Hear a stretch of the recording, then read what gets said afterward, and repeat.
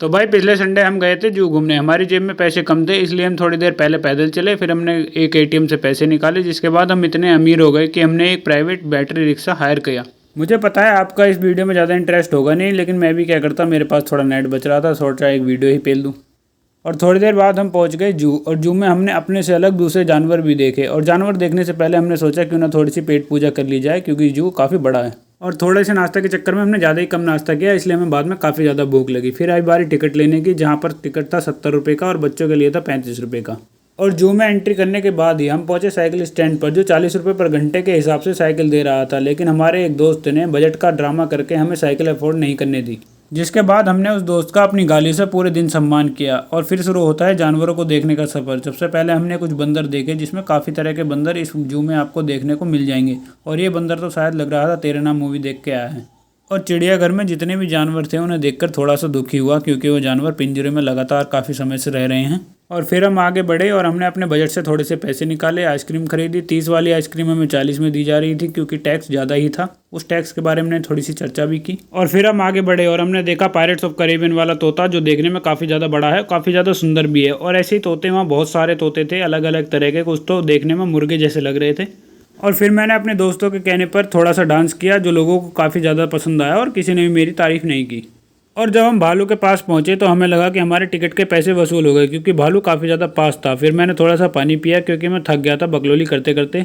फिर हम गए बाघ से मिलने। बाघ अपने पिंजरे में सो रहा था, इसलिए मैंने सोचा कि ना बाघ के पिंजरे में हाथ डाल दिया जाए। जिसके बाद बाघ के पिंजरे में हाथ डालने का परिणाम आप देख ही सकते हैं, तो इसलिए ऐसा कभी भी कोशिश ना करें। और ये मेरा स्टंट लोगों को काफ़ी ज़्यादा पसंद आया, जिसके बाद मेरे दोस्तों ने खूब मिलकर मेरी बेइज्जती की। और अपनी बेइज्जती को बुलाकर मैं आगे बढ़ा और मैंने देखा जैबरा, जो लग रहा था कि मैथ की एक कॉपी है, उस पर कुछ सवाल करने हैं। फिर बाद में मैंने अक्षय कुमार वाला पोज दिया, और अक्षय कुमार वाले पोज में ही डांस करने की कोशिश की, जो बिल्कुल भी पसंद नहीं आया किसी को। और फिर हमने 35 वाली कोल्ड ड्रिंक 40 में ली, और हम गए शेर से मिलने। शेर भी अपनी मान में सो रहा था। मैंने काफ़ी कोशिश की तब जाके जगह। फिर हमें शेर के दर्शन हुए, और शेर देखने में भाई साहब बहुत ही बड़ा होता है। और शेर को देखने के बाद हमारी खुशी का ठिकाना ही नहीं रहा। फिर हमने कुछ औंधे चौंधे पोज दिए और हम पहुंच गए दरियाई घोड़े के पास। लेकिन दरियाई घोड़े का जो मुंह होता है कंगना रनौत के मुंह से भी काफ़ी ज़्यादा बड़ा है। फिर हमने बहुत तरीके के सांप देखे, जिसमें से कुछ सांप जहरीले थे और कुछ जहरीले नहीं थे। सांप देखने में मुझे काफ़ी ज़्यादा मजा आता है, लेकिन मैंने काफ़ी कोशिश की, फिर भी मैं उस नागिन को नहीं ढूंढ सका, जो लड़के कहते हैं कि लड़की नहीं नागिन थी वो। और फिर हमने देखा एक बहुत बड़ा अजगर। अजगर अपने बेड पर आराम से सो रहा था, और उसने खूब सारे हमें पोज दिए। और फिर मैंने देखा 2 मुँहा सांप, जिसे बेचने पर 2 करोड़ रुपये मिलते हैं, और ऐसे ही वहाँ पर 8-10 करोड़ रुपये पड़े थे। और फिर मैंने सलमान खान वाला ब्लैक बग भी देखा, और मैंने उसे सलमान खान के नाम से डराने की कोशिश की, लेकिन उस पर कोई फ़र्क नहीं पड़ा। फिर हम आगे बढ़ते चले गए। और ये जो पोज है मैंने कहीं यूट्यूब से कॉपी किया है। और एक बात और है, इस चिड़ियाघर में हिरन बहुत ही ज़्यादा तरीके के हैं। आपको हर तरह का हिरन यहाँ देखने को मिल जाएगा, चाहे वो सलमान खान ने मारा हो चाहे नहीं मारा हो। फिर मैंने एक फ़ोटो खिंचवाया, जो मुझे काफ़ी ज़्यादा पसंद आया, इसलिए मैंने उसे वीडियो में पेल दिया। फिर हमने कुछ मछलियाँ भी देखी। उसके बाद हमने फिर से 35 वाली कोल्ड ड्रिंक 40 में ली, क्योंकि गर्मी बहुत ज़्यादा थी और इंजन बार बार गर्म हो रहा था। फिर हम पहुंचे तितली घर, जहाँ हमने एक भी तितली नहीं देखी। फिर हमने मगरमच्छ देखा, जो दांतों में कोल्ड ड्रिंक की बोतल फंसाए हुए था। फिर मैंने उन लोगों को काफ़ी ज़्यादा गालियाँ दी, जिन्होंने वो बोतल उस पानी में फेंकी होगी।